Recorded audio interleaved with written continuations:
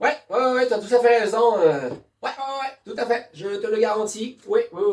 Tu peux carrément arrêter. Oui, tu peux t'en aller aussi, y a pas de problème. Ben non, ben, regarde, t'as un rendez-vous. Vas-y. Je t'en prie. Ça, c'est mon regard du gars qui est bien content qu'il parte. J'aborde un sujet délicat sur les jeux de rôle. C'est le joueur ou la joueuse qui dérange tout le monde. Est-ce qu'on le garde? Est-ce qu'on lui demande de partir? Est-ce qu'on lui parle en public ou en privé? Sérieusement, ça dépend de vous. Vous connaissez votre monde. Hein? Moi, plus jeune, j'étais plus porté à l'endurer au début parce que j'aimais avoir des joueurs, j'aimais jouer avec des groupes différents comme maître de jeu, comme joueur.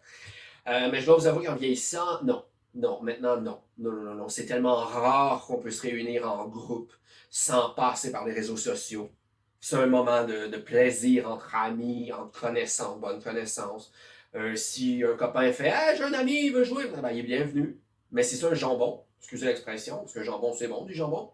Si c'est une personne dérangeante, vraiment une attitude dérangeante, pas violente. Violent, on sac ça dehors, là. On regarde pas ça, une personne violente. Mais dérangeante dans son attitude. Il y a des attitudes qui passent. Par exemple, la personne timide, on l'invite à parler plus. C'est pas dérangeant. La personne qui questionne beaucoup. Genre, mon personnage, là, s'il attaque, est-ce qu'il va mourir? C'est ennuyant, c'est embêtant, poser autant de questions, mais ça fait partie du jeu. On répond, je sais pas, essaye-le. C'est ça les jeux de rôle. Essaie, s'il meurt, les autres joueurs vont peut-être le sauver, ou encore une fois, tu t'en feras un autre. Bon, regarde, c'est pas... voilà. Hmm?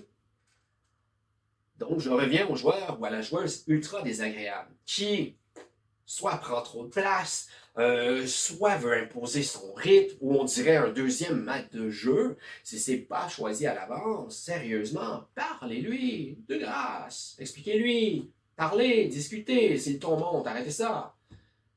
Je rappelle, les jeux de rôle sont un moment où on passe en groupe, entre amis, et c'est tout. Voilà, il n'y a rien de plus à dire. Si vous avez des commentaires sur des histoires aussi folles qui vous est arrivées, j'aimerais m'entendre parler.